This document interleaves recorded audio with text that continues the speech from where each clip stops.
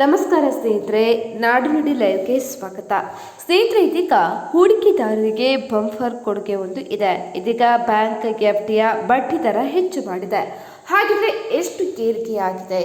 ವಿಡಿಯೋವನ್ನು ಕಂಪ್ಲೀಟ್ ಆಗಿ ವಾಚ್ ಮಾಡಿ.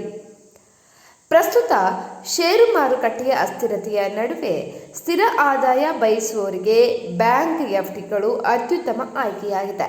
ಏಪ್ರಿಲ್ 2026ರಲ್ಲಿ ಫಿಕ್ಸ್ಡ್ ಡೆಪಾಸಿಟ್ ಮೇಲೆ ಕೆಲವು ಬ್ಯಾಂಕ್ಗಳು ಆಕರ್ಷಕ ಬಡ್ಡಿ ದರ ನೀಡ್ತಾ ಇದೆ.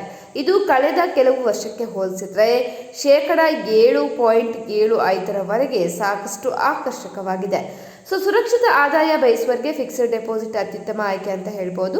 ಏಪ್ರಿಲ್ 2026ರಲ್ಲಿ ಫಿಕ್ಸ್ಡ್ ಡೆಪಾಸಿಟ್ ಮೇಲಿನ ಬಡ್ಡಿ ದರಗಳನ್ನು ಇದೀಗ ಕೆಲವೊಂದಿಷ್ಟು ಬ್ಯಾಂಕ್ಗಳು ಬಡ್ಡಿ ದರವನ್ನು ಶೇಕಡ 7.75ರವರೆಗೆ ಏರಿಕೆ ಮಾಡಿದೆ.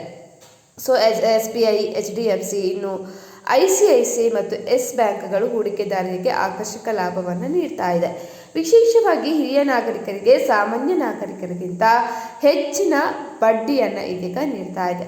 ಸುರಕ್ಷಿತ ಹೂಡಿಕೆ, ಸ್ಥಿರ ಆದಾಯ ಬಯಸುವವರಿಗೆ ಇದೊಂದು ಸಕಲ ಕಾಲ ಅಂತಾನೆ ಹೇಳ್ಬೋದು. ಪ್ರಸ್ತುತ ಹಣದುಬ್ಬರದ ಮತ್ತು ಮಾರುಕಟ್ಟೆ ಏರಿಳಿತಗಳ ನಡುವೆಯೂ ದೇಶದ ಪ್ರಮುಖ ಬ್ಯಾಂಕ್ಗಳು ಹೂಡಿಕೆದಾರರನ್ನು ಸೆಳೆಯಲು ಇದೀಗ ಎಫ್ಡಿ ದರವನ್ನು ಹೆಚ್ಚು ಮಾಡಿದೆ. ಹಾಗಿದ್ರೆ ಎಫ್ಡಿ ದರ ಏರಿಕೆಗೆ ಕಾರಣಕ್ಕೇನು? ಭಾರತೀಯ ರಿಸರ್ವ್ ಬ್ಯಾಂಕ್ ತನ್ನ ಇತ್ತೀಚಿನ ಹಣಕಾಸು ನೀತಿಯಲ್ಲಿ ರೆಪೋ ದರವನ್ನು ಸ್ಥಿರವಾಗಿ ಇರಿಸಿದ್ರು. ಬ್ಯಾಂಕ್ಗಳು ತಮ್ಮ ನಗದು ಹರಿವನ್ನು ಹೆಚ್ಚಿಸಿಕೊಳ್ಳಲು ಮತ್ತು ಹೊಸ ಹೂಡಿಕೆದಾರರನ್ನು ಆಕರ್ಷಿಸಲು ಆಯ್ದ ಅವಧಿಯ ಠೇವಣಿಗಳ ಮೇಲೆ ಹೆಚ್ಚಿನ ಬಡ್ಡಿಯನ್ನು ನೀಡ್ತಾ ಇವೆ.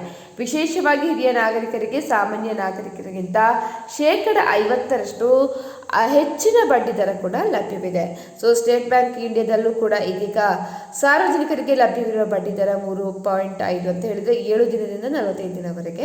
ಇನ್ನು ಹಿರಿಯ ನಾಗರಿಕರಿಗೆ 3.55ರಷ್ಟು, ಇನ್ನು 46 ದಿನಕ್ಕೆ 4.9, ಹಿರಿಯ ನಾಗರಿಕರಿಗೆ 5.4ರಷ್ಟು ಬಡ್ಡಿ ದರವನ್ನು ಏರಿಕೆ ಮಾಡಿದೆ. ಅದೇ ರೀತಿ 3 ವರ್ಷದಿಂದ 5 ವರ್ಷದೊಳಗಡೆ 6.3 ಸಾಮಾನ್ಯ ನಾಗರಿಕರಿಗೆ, ಇನ್ನು 6.8 ಹಿರಿಯ ನಾಗರಿಕರಿಗೆ, ಇನ್ನು 5 ವರ್ಷದಿಂದ 10 ವರ್ಷದವರೆಗೆ 6.5 ಸಾಮಾನ್ಯ ನಾಗರಿಕರಿಗೆ, ಹಿರಿಯ ನಾಗರಿಕರಿಗೆ 7.5ರಷ್ಟು ಹೆಚ್ಚು ಮಾಡಿದೆ. ಅದೇ ರೀತಿ ಕೆಲವೊಂದಿಷ್ಟು ಬ್ಯಾಂಕ್ಗಳಲ್ಲಿ ಕೂಡ ಈ ಬಡ್ಡಿ ದರವನ್ನು ಹೆಚ್ಚು ಮಾಡಿರುವಂಥದ್ದು.